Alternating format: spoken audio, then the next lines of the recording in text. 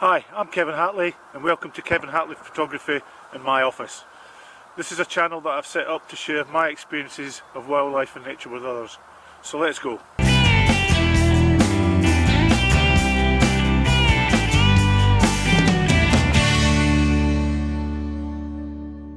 Are you underexposing or overexposing your images? If you are, you're probably using one of the automatic modes that we described in part 1 and part 2 of this wildlife photography series on exposure. So in this video, what I want to do is look at how we can remedy that problem. In part 1, we looked at the exposure triangle, we looked at the relationship between the aperture, the shutter speed and the ISO. In part 2, we looked at the camera modes, the different camera modes, and how you set your camera up and how the camera reads the light that the camera measures, and we talked about the grayscale. Always remembering that the camera will always try and set your exposure to middle grey. In wildlife photography, it's not as easy as other genres of photography, and the reason for that is things like, if you're working in a studio, you have complete and utter control of the light, and you've got plenty of time to do that. In landscape photography, again, you've got plenty of time to set your picture up, take your time, use long exposures, which in wildlife photography we just won't get away with. In wildlife photography, the light is always changing. It's quick and it's fast. So we need to be able to set our cameras up to make the most of the light that's available to us. So what I want to do in this video is look at exposure compensation. If you're a beginner, what I would advise you to do is, if you haven't watched parts 1 and part 2, is to watch parts 1 and part 2 before you watch this part 3, the final in the series on exposure compensation. And what we're going to look at is we're going to look at what exposure compensation is, why we need exposure compensation, where and how to use exposure compensation, and then what I'll do is I'll give you some top tips on exposure across the whole 3 parts of this wildlife photography and exposure. So what is exposure compensation? Well, put simply, exposure compensation is a feature on your camera that makes your images, or allows you to make your images, either brighter or darker.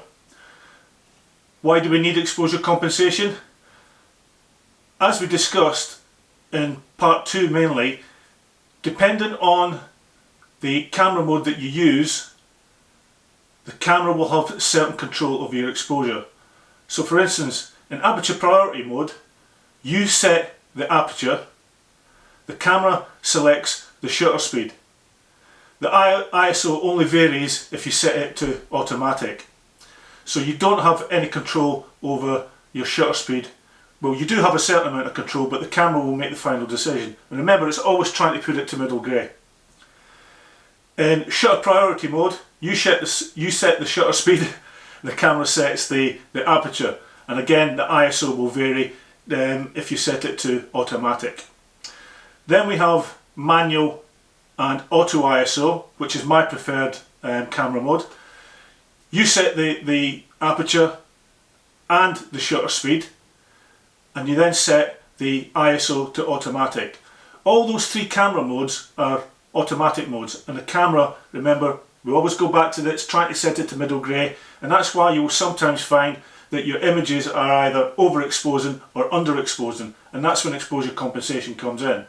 Then we have manual mode, where you have complete control of all your settings. You set the aperture, you set the shutter speed, and you also set the ISO. There is no exposure compensation needed in full manual. So, tip number 5 that I would suggest if you're a beginner is to use aperture priority. Once you're happy with aperture priority, then try manual with auto ISO. Tip number 5. When we looked at our camera metering system and how the light meter reads light, there are a number of different settings that you can use, and the one that we recommend for wildlife photography is evaluative metering. So again, going back to the fact that the camera wants to take your image to middle grey, what that means is if you've got a light scene, a bright scene or a bright subject, then that can lead to your images being underexposed. So on the one hand, your subject sits over here on the right hand side of the meter. What the camera is doing is taking that subject down till it's middle grey. And it's vice versa when we look at a dark scene or a dark subject. And what tends to happen then is it will overexpose your image. So on the meter, your subject and your scene is over here, and what the camera meter will do is it will bring it to there, into the middle, and it will overexpose your image. Remember, I can't overemphasize enough, the camera always wants to go to grey. So tip number 4 is, especially if you're a beginner, is to use evaluative metering as your light meter on your camera. And what that does, it measures the whole scene and then it averages out the amount of light. So as a beginner, I would recommend that you use evaluative metering. Once you get to know how to use evaluative metering, you know everything about it, is then to look at spot metering for wildlife photography. So where will we find the exposure compensation on the camera itself? Well, different camera systems will display the exposure compensation, either a button or a dial, normally on the top of the camera. So depending on what camera you use, you need to find where that exposure compensation button or dial is, and it's normally represented by a plus and a minus sign. Okay, what we want to do is just take a little time out just to give you a look forward to a project I'm working on at the moment, and that is on bird photography and how to photograph sparrowhawks. It's a subject that I've been working on for a bit of time now, and when you see the video you'll know why. So hopefully I'll have that out within the next 2 weeks. So look forward to the next edition of Kevin Hatley Photography on bird photography and how to photograph sparrowhawks. In exposure compensation, light is measured in stops. So what is a stop? Well, a stop is a unit of measure that you will find on the scale of your exposure compensation dial.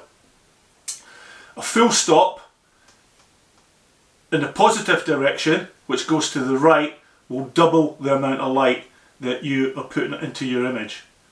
Vice versa, a stop to the left of mid-grey will halve the amount of light that you will expose to your image. Stops themselves can either be measured in halves or in thirds, depending on the camera system that you operate.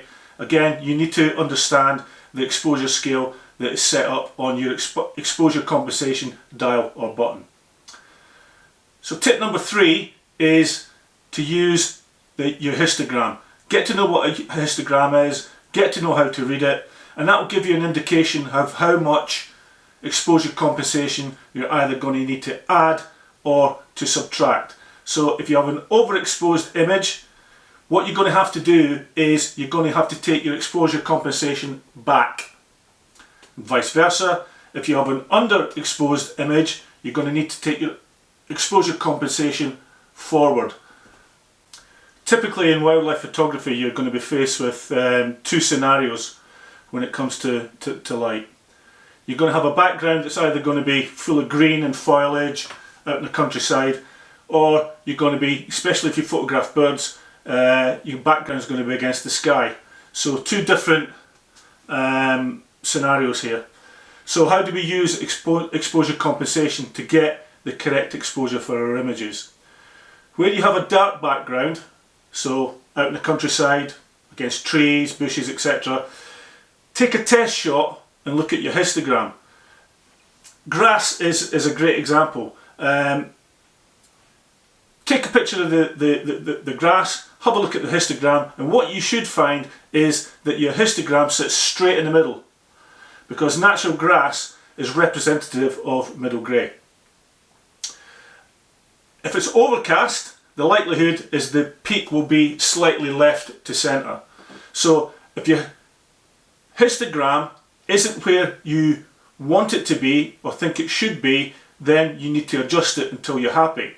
So if it's slightly to the left or slightly to the right, what you're looking to do is dial in that little bit, a third of a stop, 2/3 of a stop, or even a stop, until you get that balance in your histogram. Vice versa. Also, if you shoot against a bright blue sky, it's also representative of middle grey. And again, take your picture, and what you should find is that the histogram sits in the middle of your exposure compensation scale. And again, if it's too bright, it's likely that the histogram will be slightly to the right, or if it's a really cloudy, dull day, it might be slightly to the left. And again, what you need to do is just dial in that little bit of exposure compensation to bring it into the middle, so that you know that your camera set to the correct exposure. So, tip number 2 is to carry out a test shot, check it against your histogram and make your adjustments accordingly. Once you've taken your test shots, you're then ready to start photographing your subjects. Remember, keep saying it, can't overemphasize it enough, camera's always going to want to set it to middle grey. So tip number 1 is, if you're photographing a dark subject, take it back. Dark, take it back.